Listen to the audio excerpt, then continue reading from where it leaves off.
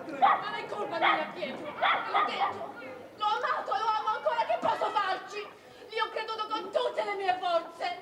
Puttana! Hai messo la nostra vita e il nostro orgoglio nelle sue mani! Sei peggio di una puttana! E ti permetti pure di aprire bocca e parlarmi delle tue vigliaccherie con orgoglio! L'ho amato, lo amo ancora con tutto il mio cuore. Sputi veleno, la tua bocca è piena di fango! Lasciami perdere! Vorrei essere con lui in questo momento! Mi fai schifo, puttana!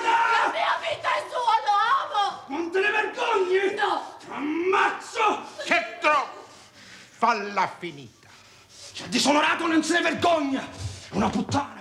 Una sorella! Peggio di una puttana!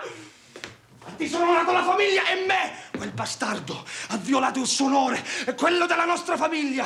E se non fai niente, ci penserò io a portare a termine la vendetta dei Venucci! Puttana! No! No, Pietro! Fermati! Lucrezia! Vieni qui.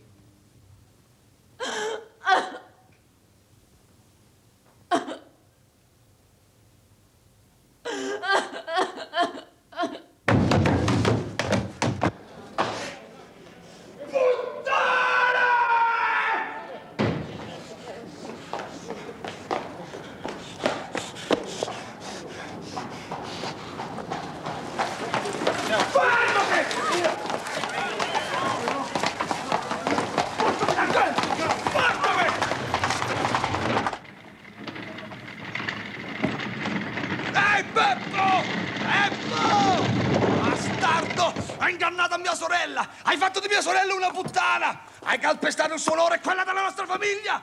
Voglio quello che è nostro! Voglio il mio orgoglio! Va, Beppo! Fatti avanti, bastardo! Beppo, che fai con quel martello? Vieni qua! Vai,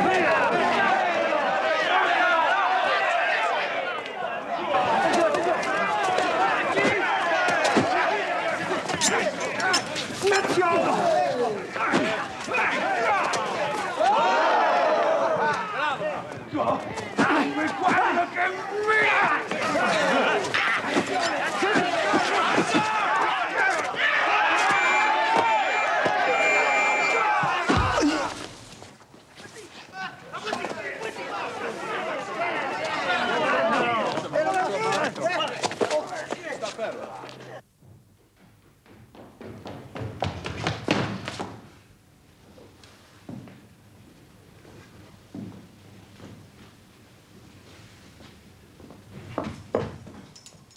What are you doing down there, Beppo? Bastardo, traditore, la pagherai cara!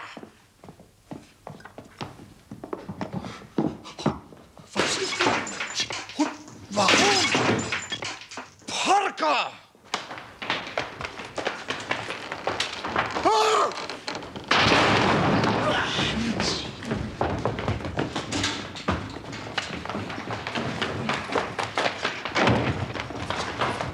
Stand back!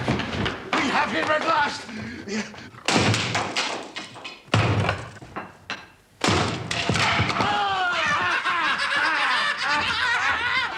Ammazzo! Ammazzalo!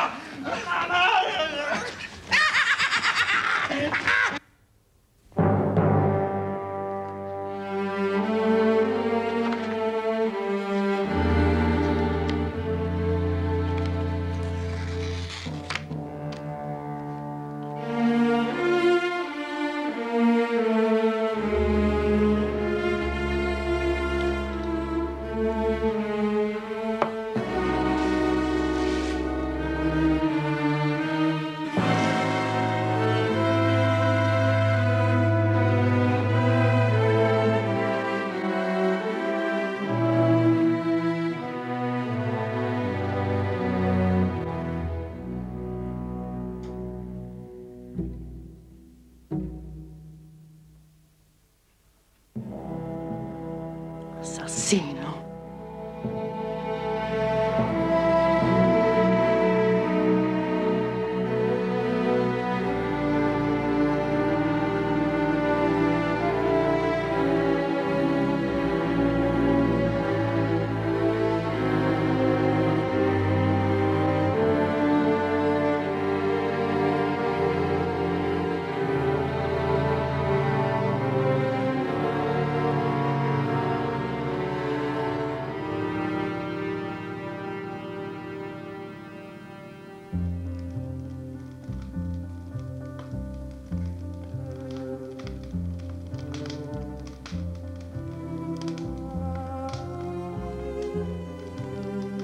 Anything remarkable on Handler Street?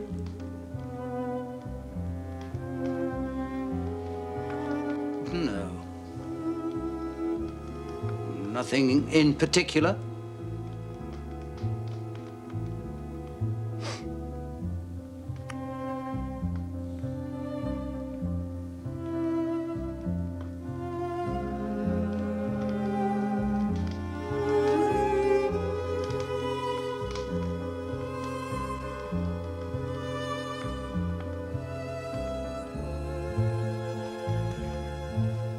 Then tell us about it. Now you come to mention it, Mr. Holmes, there's no denying there is something on my mind. It first came to my notice 4 days ago. A certain Morse Hudson has a shop for the sale of pictures and statues in the Kennington Road.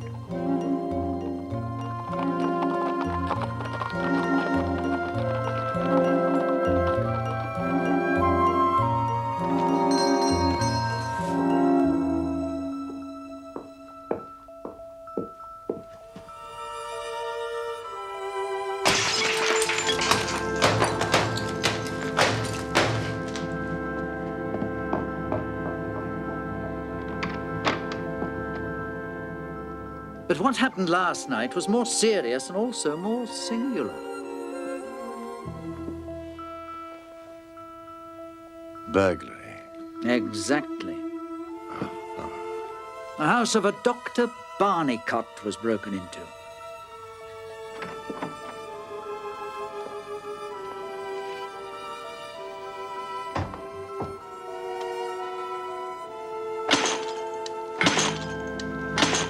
Now, this bust was one of a pair purchased from Morse Hudson by Dr. Barnicott. He had put it in his house. The other he put 2 miles away in his surgery.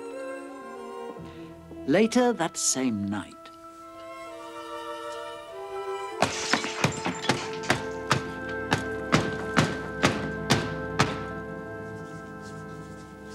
This is certainly very novel.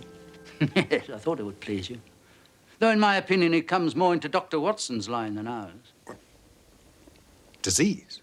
I should say madness. Queer sort of madness, too.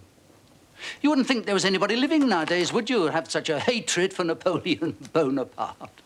Ah, actually, there are no limits to the possibilities of monomania. You see, there is the condition that the modern French psychologists have called an idée fixe. Now, if someone became obsessed with, say, an injustice committed to an ancestor during the Napoleonic Wars, he might form an idée fixe, and under its influence, he might be capable of any fantastic outrage. My dear Watson, that won't do. How do you explain it, then? I don't attempt to do so. I see.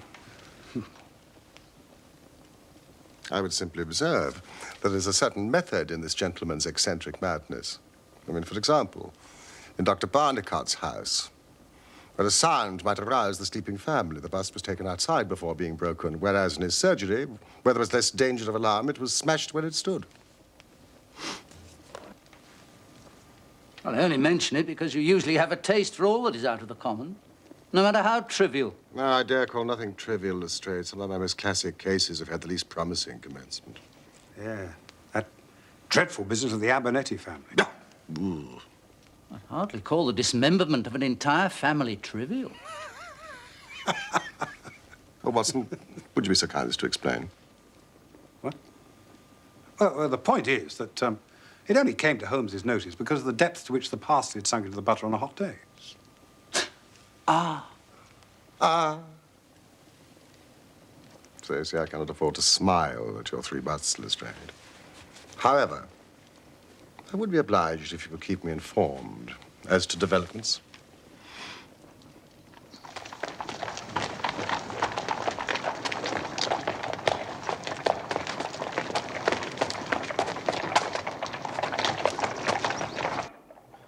Listen to this, Holmes. Come instantly. 131 Pitt Street, Kensington, Lestrade. What's it about? Well, it could be anything, but I suspect it's a sequel to his story of last night. You know, my E-Day fix.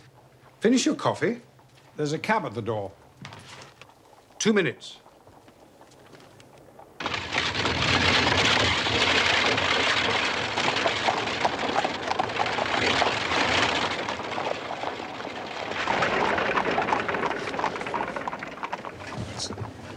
It's attempted murder, at least. Nothing less would hold the London message boy. There's a deed of violence in that young fellow's round shoulders and outstretched neck. Well, Lestrade will soon tell us.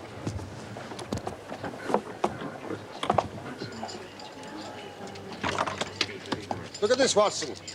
The bottom steps swill down and the others dry. Footsteps enough, anyhow. Yes, but whose?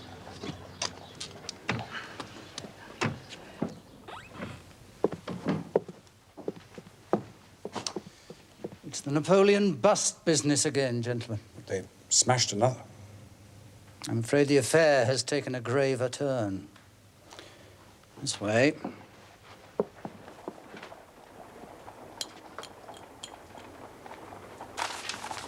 Mr. Harker, allow me to present Mr. Sherlock Holmes and Dr. Watson. Mr. Horace Harker of the Central Press Syndicate. Good of you to come, gentlemen. Please forgive my agitation.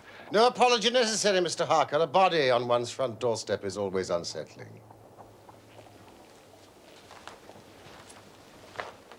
You've told him, then? Oh, not a word. Now, tell us exactly what occurred. Extraordinary thing. All my life, I've been collecting other people's news. And now I have a real-life story of my own, and I can't put 2 words together. If I had been a journalist and walked in through that door, I would have interviewed myself and had 2 columns in every London newspaper. And here I am, giving away valuable copy by telling my story over and over again to a string of different people. However, I've heard of your name, Mr. Sherlock Holmes. So if you could explain this queer business, I'd be more than paid for my trouble in telling you my story.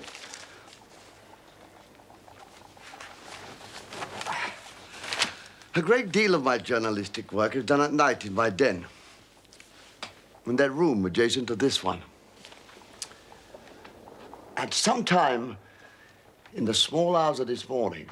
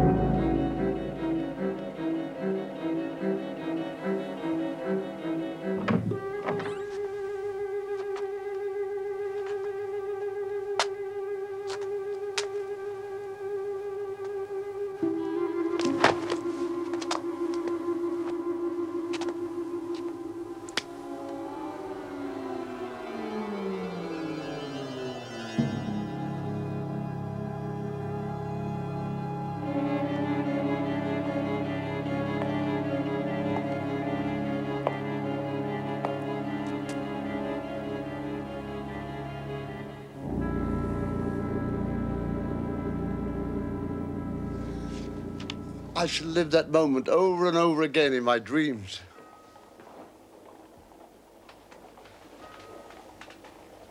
Do we know who the murdered man was? Not yet.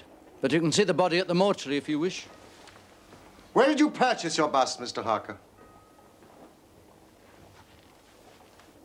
From Mr. Hudson of Kennington Road.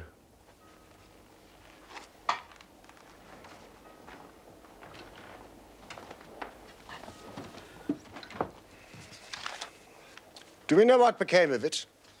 The officer at the door tells me it's been found in the front garden of an empty house in Camden House Road. I was just going round to see it. Will you come? In a moment, Lestrade.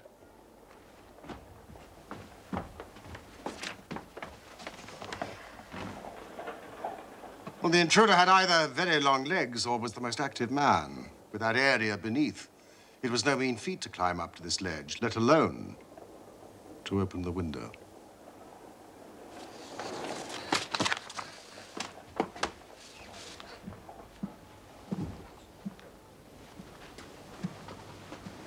Mr. Harker, will you come with us to see the remains of your bust? I must make something of it, although I've no doubt that every newspaper in London will be on the street with a full and detailed account. Just my luck. Do you remember when the stand fell down at the Doncaster races? I was the only journalist in that stand, and my journal was the only one that didn't have a published account because I was too shaken to write a word.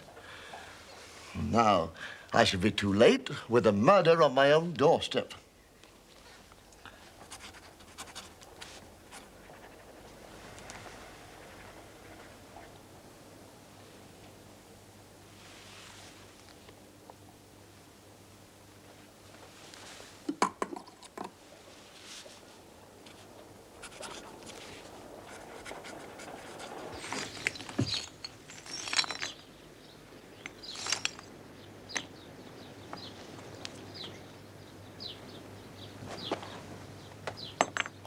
Well? We have a long way to go, but there is one suggestive fact. He didn't smash this in the house or immediately outside it. Well, perhaps he was so rattled and bustled by meeting this other fellow that he hardly knew what he was doing. That's likely enough. But why did he choose to destroy it outside this particular house? It's empty. So he knew he wouldn't be disturbed. Yeah. But there's another empty house further up the street he must have passed. Why not destroy it there?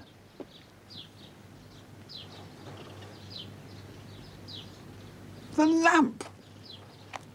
By Jove, you're right. What are we to make of that? Holmes? Remember it. Docket it. We may come on something later which will bear upon it. Meanwhile, before we go our separate ways, I suggest we make one last concerted visit. Where to? The morgue.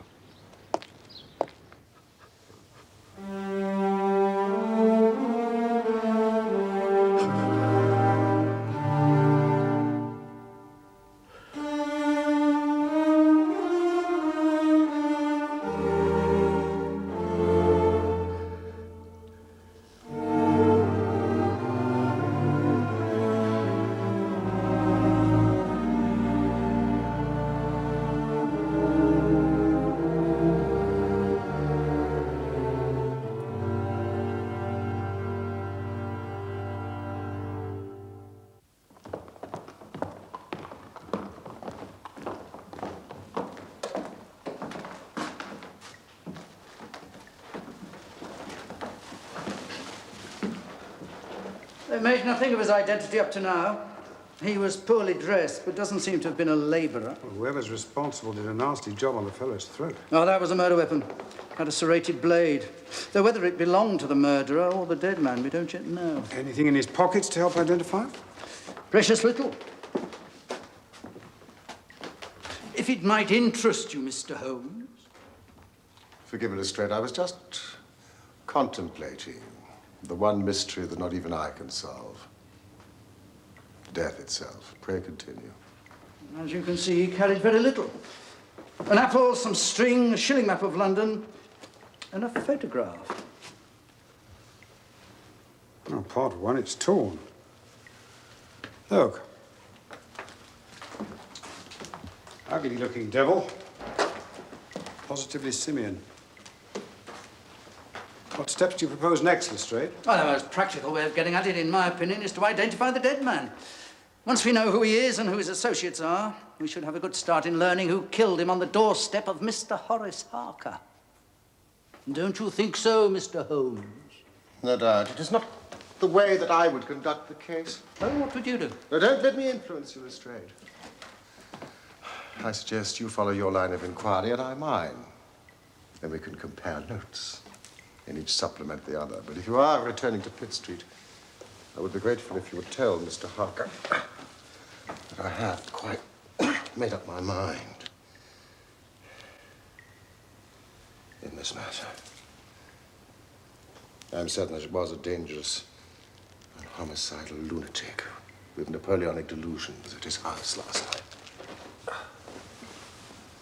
It will help him with this article. You don't seriously believe that, Holmes? Don't I? Well, perhaps not. I'm sure it will please Mr. Horace Harker and the subscribers to the Central Press Agency. I would be grateful, Lestrade, if you could make it convenient to come round to Baker Street at 6 o'clock this evening. Until then, I would like to keep this photograph found in the dead man's pocket. Oh, Mr. Holmes, that might be a vital clue. Just it is. Otherwise, it's of no interest to me. Good luck, Lestrade.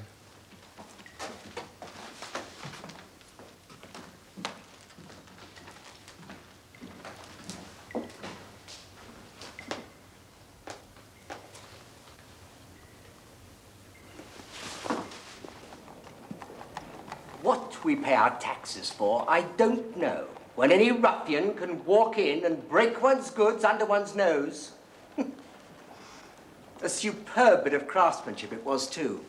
Taken from a marble copy of the Emperor's head by Divine. Are you familiar, by any chance, with that great artiste? Yes, indeed. Speaking of familiarity, do you recognize the man in this photograph? Man in the photograph? Ah, yes, indeed I do, Mr. Holmes. The name's Beppo. Beppo? Yes, he was a sort of Italian piecework man who made himself useful here in the shop. Oh, he could carve a bit and frame and gild.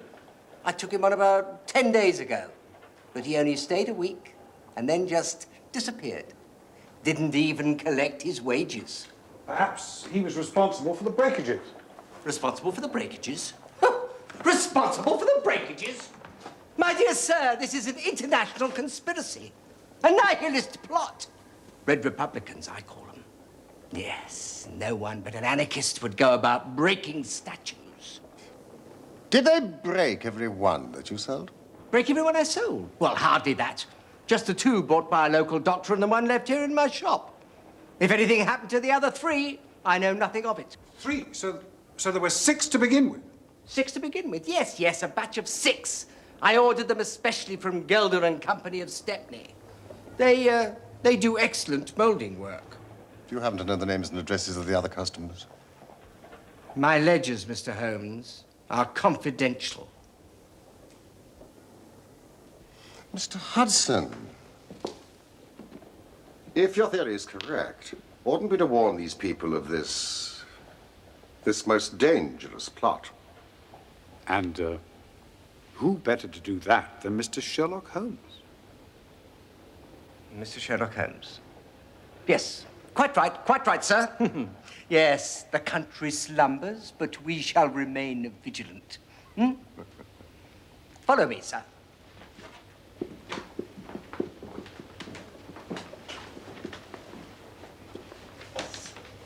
we are. Mr. Josiah Brown of Chiswick and Mrs. Sanderford of Reading. Mrs.? Yes.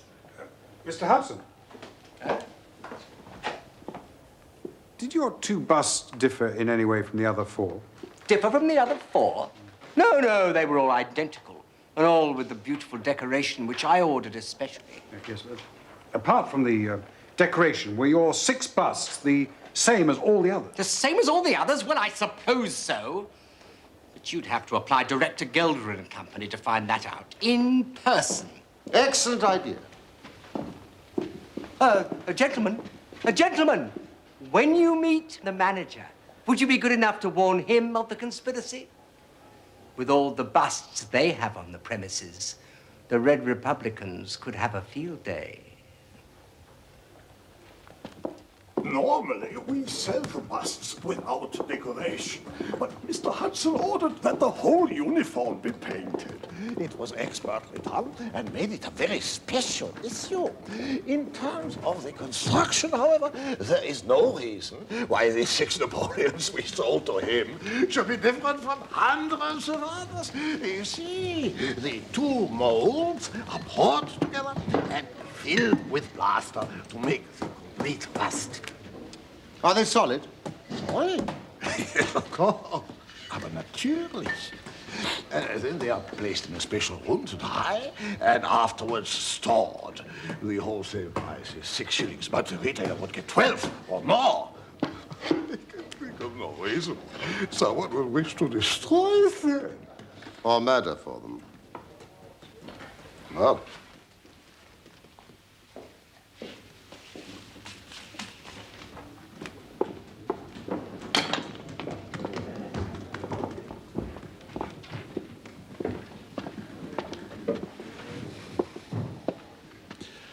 So,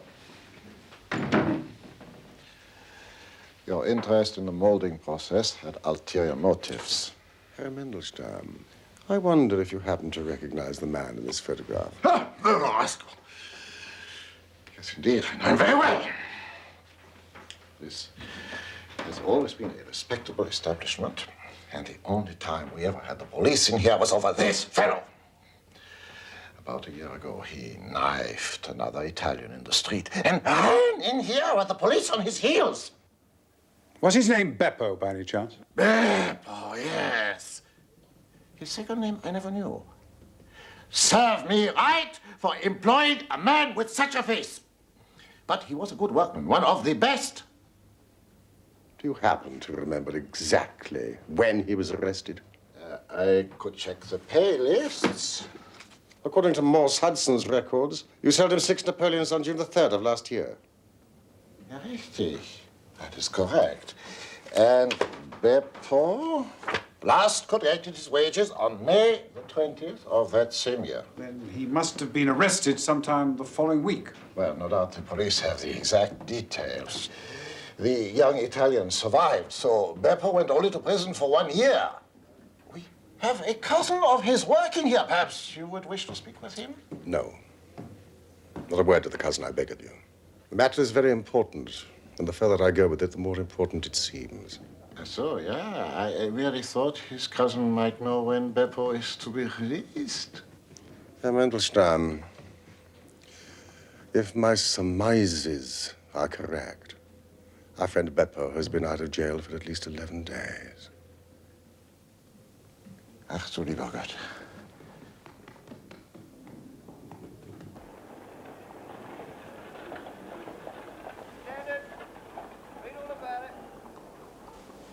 Hey! What? Harker has baited the trap for us. What do you mean? The press is a very valuable institution if one knows how to use it. Read all about it. Stand it. Very cunning, Holmes. Thank you, Watson.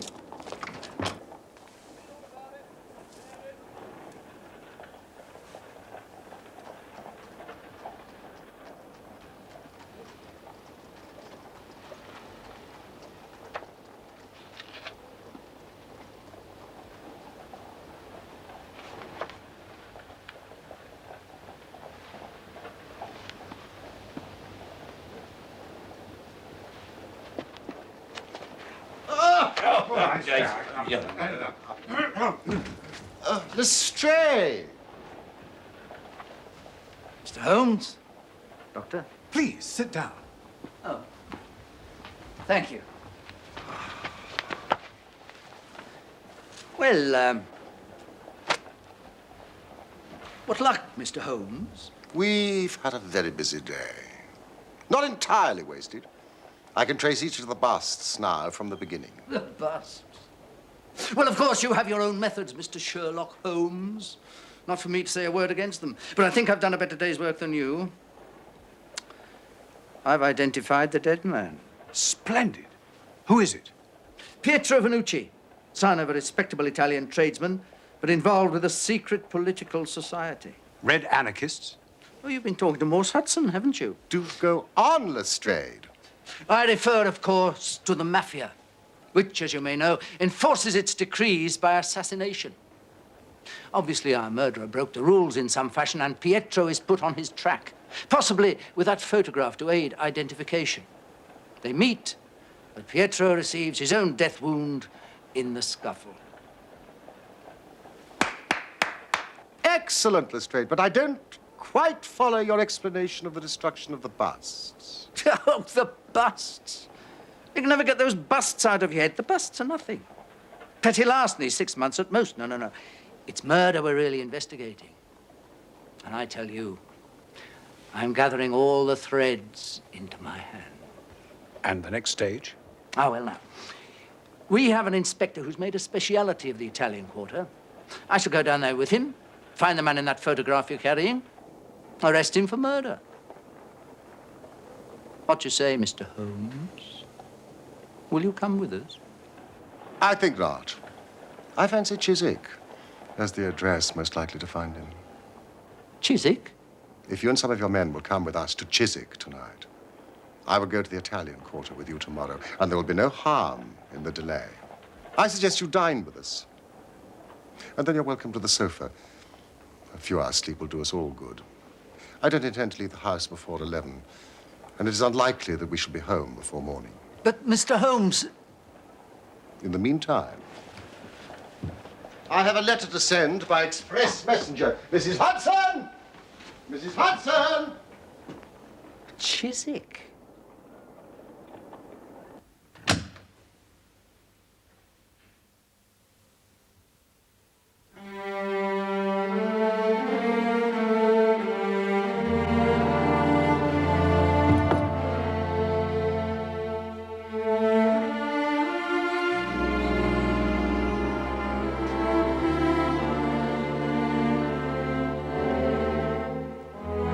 No!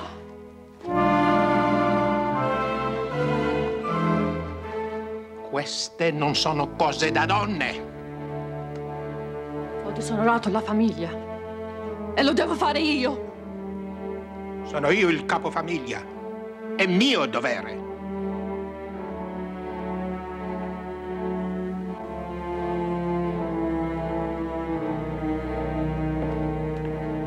Papà!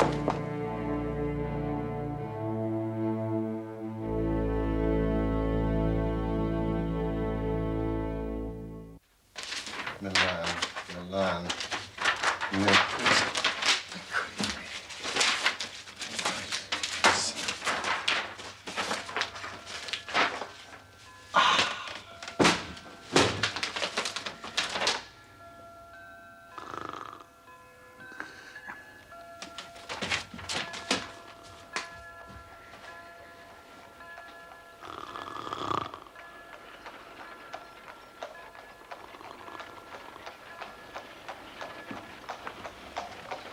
O'clock, gentlemen, on your feet. Come along, Lestrade. Watson, I think you've been over-generous with the port. You've been frugal enough with your information. That will be our four-wheeler. Don't forget the revolver, Watson, and bring the rugs. This outing wouldn't be inspired by your ID fix, would it? E-day fix. Yes. The plaster bust. I have great hopes, Lestrade. In fact, the betting is exactly 2 to 1 that if you come with us tonight, you'll have the murderer in custody before the sun rises. I'm not a betting man, Mr. Holmes. Then you have nothing to lose by, do you? Except a good night's sleep.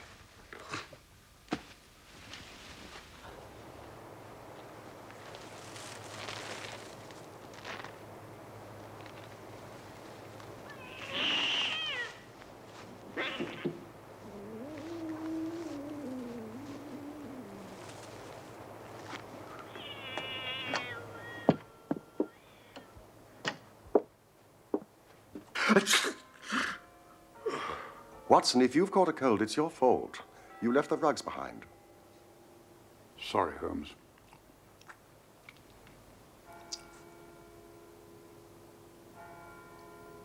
Is that 2 o'clock?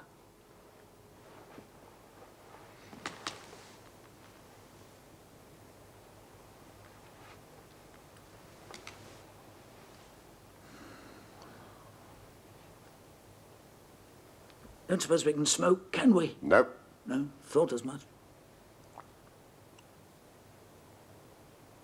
Are your men in position? Oh, yes.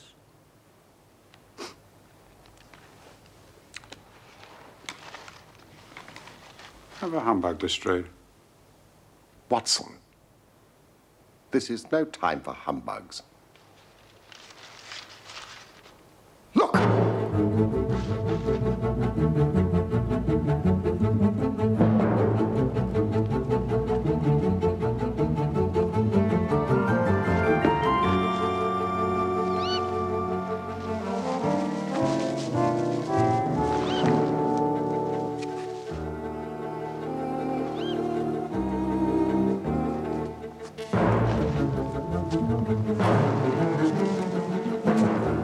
Is that who you're expecting? His name's Beppo. Good name for a monkey. He'll leave by the back door, How do you know that? because all the other doors are locked.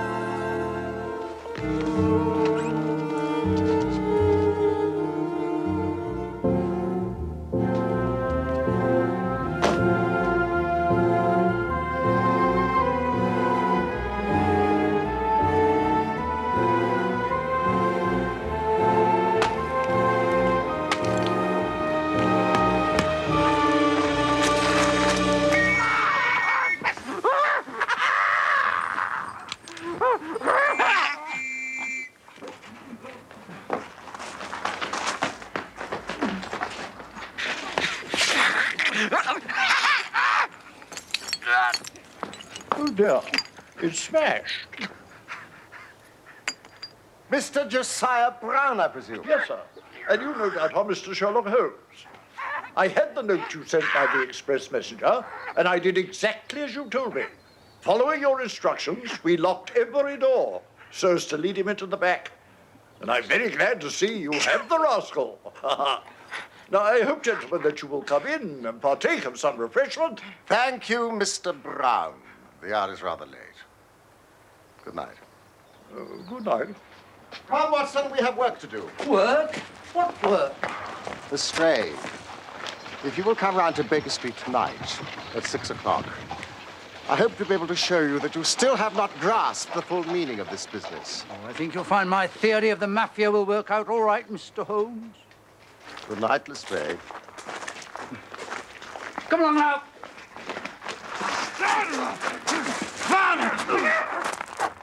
Baker Street, please.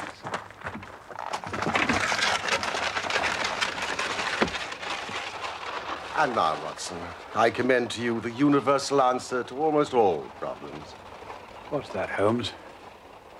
Sleep.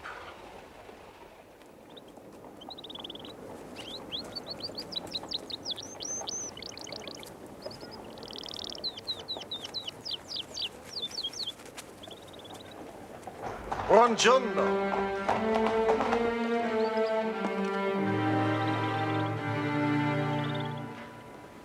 I casi come questi è importante. Ecco, signor Holmes. Grazie, signore. Morning, Watson. Since the manager of Gelder and Company was mainly responsible for Beppo's initial arrest, we see the breaking of the busts as a pathetic attempt to revenge himself. And it was possibly these senseless acts of violence which transgressed the mafia's code of behavior and led to the murder of young Vernucci. There. I think that takes care of those details you mentioned last night. Don't you, Mr. Holmes? Holmes! Ah! Yes, Watson. But Well, what do you think of Lestrade's theories? I'm sure that they are of the greatest interest, but I regret to say I've not listened to a word of them. Forgive my inattention, Lestrade. I had a rather late night. Oh, what do you think I heard?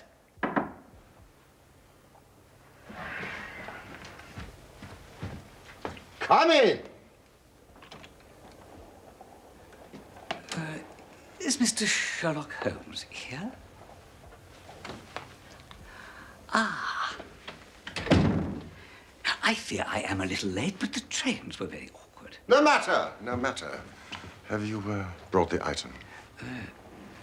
Well, these are my friends and colleagues, Dr. Watson and Inspector Lestrade of Scotland Yard. You may speak freely in front of them. Gentlemen, you said in your telegram that Mr. Hudson had given you my address. Mr. Sandford of Reading. The same, sir. How do you do? It's those busts again. Correct, Lestrade. Did he also tell you just how much my wife paid for it? No, he did not. Well, sir, I am an honest man, though not a very rich one, and she only gave 15 shillings for it, and I think you ought to know that before I take the £10 from you that you offered in your telegram. Oh, your scruple does you much honor, Mr. Sandford, but I have stated my price, and I shall stick to it. Oh, thank you, Mr. Holmes. That's very handsome of you. No. Your bust, sir. You know, my wife has always maintained that there is a marked resemblance between myself and the Emperor. Can't say I see it myself.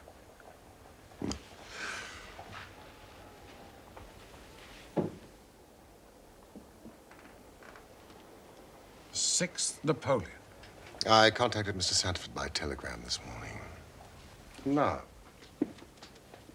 if you will sign this paper in front of witnesses, it is simply to say that you transfer every possible rights that you could ever have in the bust to me. Happy to, Mr. Holmes. Happy, happy, happy. I am a methodical man, and one never knows what turn events may take afterwards. Here is your £10 notes, and good evening, Mr. Sandford. Very much, Mr. Holmes. It's a good evening, gentlemen. Oh, yes, and it's very, very kind of you. And thank you so much. Yes, and I'm very pleased I'm here. Thank you so much. Oh, my God.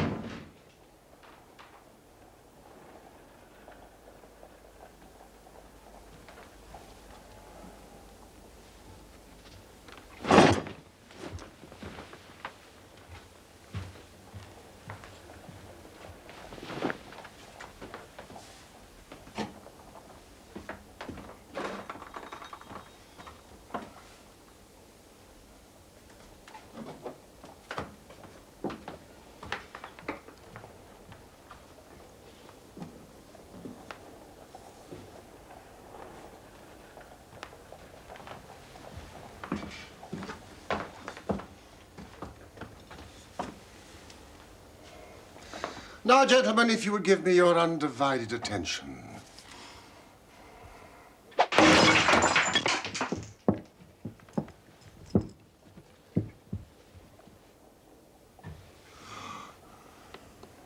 Gentlemen, allow me to introduce you to one of the most precious objects in the world. The famous Black Pearl of the Borgias. Bravo, Holmes! Bravo! Oh, your legerdemain rivals that of Maskelyne himself. Oh, this surpasses it. The Borgia pearl's been missing since it disappeared from the Prince of Colonna's bedroom in the Dacre Hotel over a year ago. As you may remember, Lestrade, I was consulted upon the case at the time.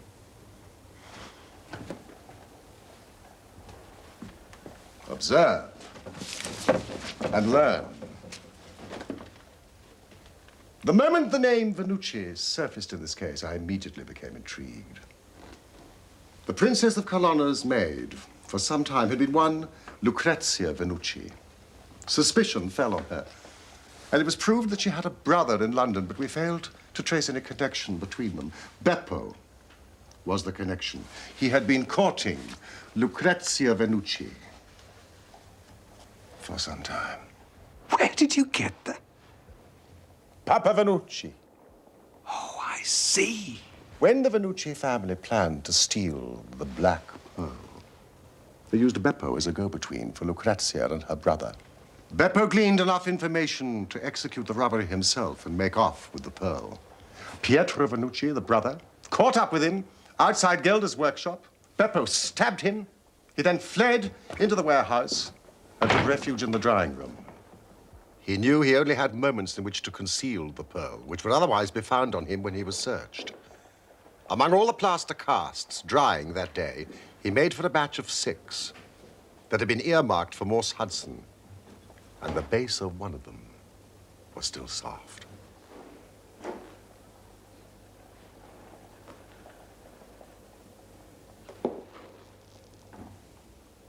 It was an admirable hiding place. As soon as Beppo got out of prison, he managed to find employment with Mr. Morse Hudson and set about tracking the 6 Napoleons down. He found and destroyed 3 of them. But the night he located Harker's, Pietro Vanucci, intent on vengeance, accosted him, and this time, Beppo slit his throat. With only 2 busts left, it was likely he would try the London one first. Hence our visit to Chiswick. Exactly, Watson. That left only the Reading bust. I bought it in your presence from the owner. And there it lies.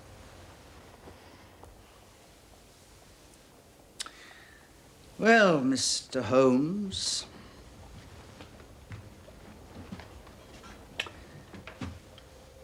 I've seen you handle a good many cases in my time, but I don't know that I ever knew a more workmanlike one than this. We're not jealous of you, you know, at Scotland Yard. Oh, sir, we're proud of you. And if you come down tomorrow, there's not a man from the oldest inspector to the youngest constable who wouldn't be glad to shake you by the hand. Thank you.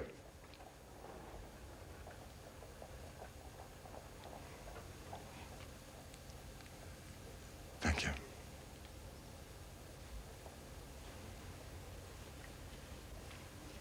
Would you get down the Conk-Singleton forgery case, please, Watson?